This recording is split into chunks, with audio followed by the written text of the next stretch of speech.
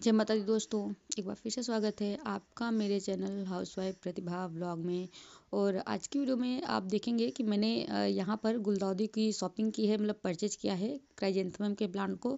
और उसी को आज मैं यहाँ पर ट्रांसप्लांट करने वाली हूँ, पॉट में शिफ्ट करूँगी। और यहाँ पर देखिएगा, ये मैंने पिंक लिया है एंड रेड लिया है। और ये जो आप वाइट वाली देख रहे हैं ना, तो ये मैंने सिस्टर को, मतलब ग्रो बैग वहाँ पे मेरे पास थे तो ग्रो बैग में ही ला कर दिया था, तो मेरी सिस्टर ने इनको ग्रो बैग में ही रहने दिया। क्योंकि ज़्यादातर जो हमारे घर पे है वो बड़े, मतलब ट्री हो गए, नीम वगैरह के बड़े पेड़ हैं, तो छाया रहती है, मतलब बहुत ज़्यादा धूप नहीं आती। टेरेस पे ही सिर्फ धूप आती है और बाकी जगहों पे छाया हो गई है। और जहाँ पे धूप आती है तो वहाँ पे गैया वगैरह रहती है, तो इस वजह से वो इनको खा जाएंगी, ज़मीन पे फिर नहीं लगा पाई। तो मतलब उसने लगाया नहीं, कहा कि गैया वगैरह खा जाएंगी, इसको मैं इसी में रहने दूंगी। और ये गमले में एक वाइट कलर का शिफ्ट किया था। और ये जो रेड वाली आप देख रहे हैं ये मुझे पड़ी 30 रुपीज़ की। और जो पिंक वाला आप देख रहे हैं ये मुझे 25 का पड़ा। रेड वाला मैंने नर्सरी से लिया है जो आप देख रहे हैं, तो इस वजह से ये मुझे 30 रुपये का पड़ा है। और जो ये पिंक कलर का देख रहे हैं आप, लाइट पिंक का, ये वाला जो है ना, ये मतलब रोड साइड से लिया था, तो वो लोग आकर बेचते हैं, फिर दिन में, फिर रात को, मतलब शाम होते ही वो अपना डेरा उठा के चल देते हैं। तो मुझे सस्ते मिल गए थे, मतलब 25 के ही पड़े थे। बाद में बल्कि मुझे पछतावा हुआ कि मैंने उन्हीं से और ले लिया होता तो अच्छा था। बट कोई नहीं, चलिए अब अगर जाऊँगी तो नेक्स्ट टाइम तो कोशिश करूँगी कि रोड साइड अगर मिल जाए तो उन्हीं से मैं परचेज करूँगी। और ये देख रहे हैं ये टब, इसी में मैंने ये 2 विंका के प्लांट ट्रांसप्लांट किए हैं। एक ये बेबी पिंक है और एक इधर एक रेड विंका है।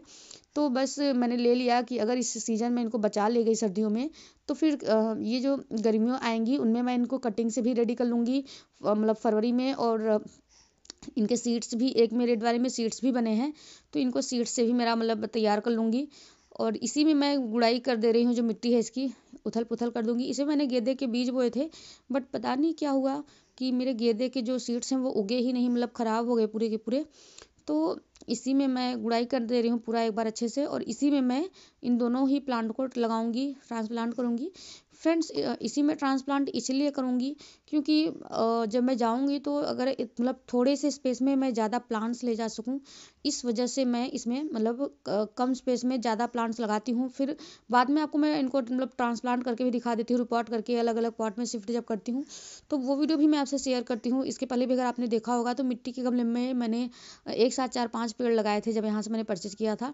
तो अभी मतलब कितना समय लग जाएगा मुझे जाने में कोई क्लियर नहीं है, महीने 1.5 महीने, 15 दिन 20 दिन भी लग सकते हैं, कुछ कहा नहीं जा सकता। तो इस वजह से मैं इनको ट्रांसप्लांट कर दे रही हूँ ताकि इनकी ग्रोथ ना रुके और ये हमको फ्लावरिंग वगैरह देते रहें।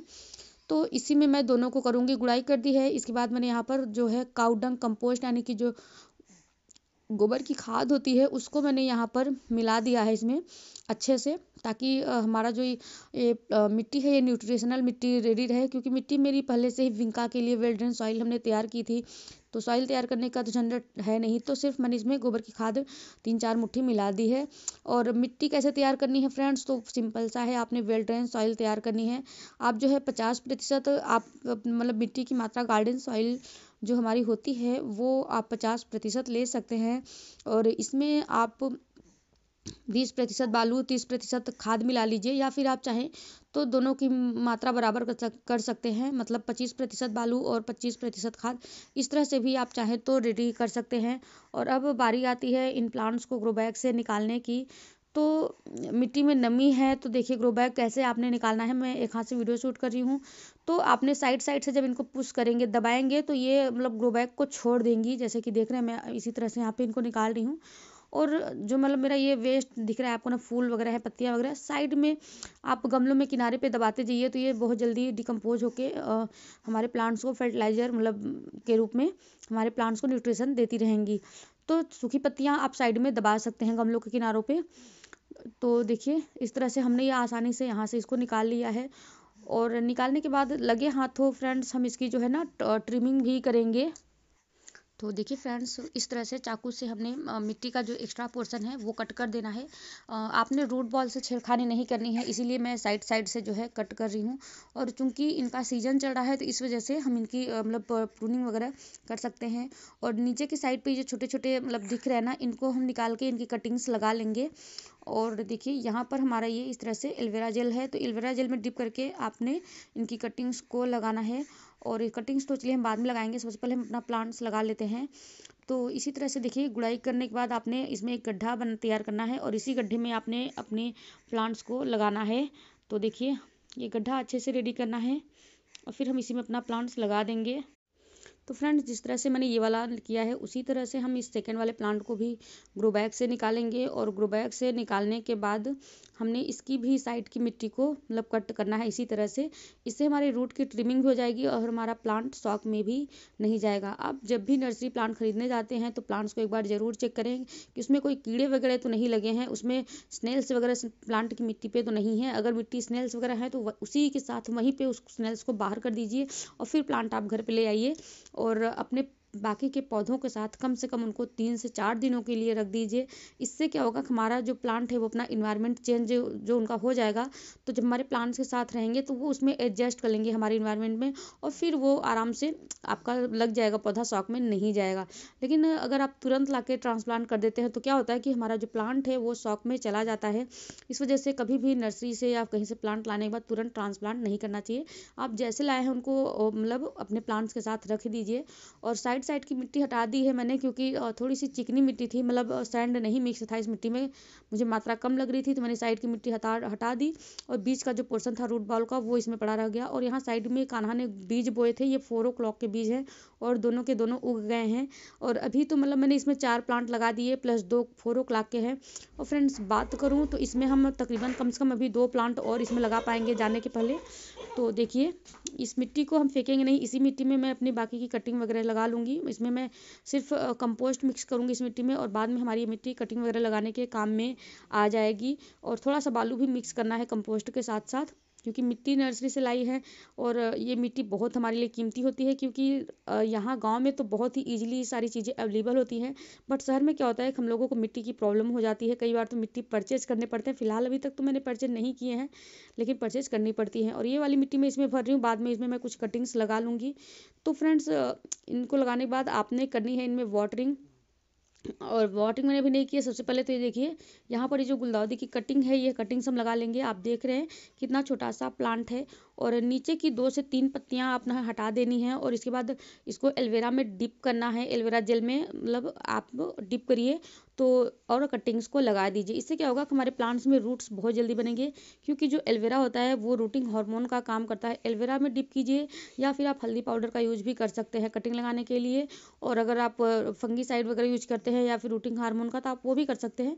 बट मैं नहीं करती हूँ, तो इस तरह से मैं इसकी कटिंग लगा रही हूँ ले रही हूँ। और मैं कटिंग लगाते वक्त एक चीज़ का भी ध्यान रख रही हूँ कि मैंने मतलब जिस साइड जिस कलर का पेड़ लगाया है ना, उसी साइड में उसी कलर की कटिंग लगाऊं। रेड जो कलर का प्लांट मैंने लगाया है उस साइड मैंने रेड कलर की कटिंग लगाई है। और इस साइड में यहाँ पे बेबी पिंक कलर का जो मेरी कटिंग है ना, उसको मैं लगाऊंगी। तो इस तरह से नीचे की 2 से 3 पत्तियां हटानी है और फिर इसको एलोवेरा में डिप करना है, एलोवेरा जेल में। और वो तो इजीली आई थिंक हर गार्डनर के पास मौजूद ही होगा।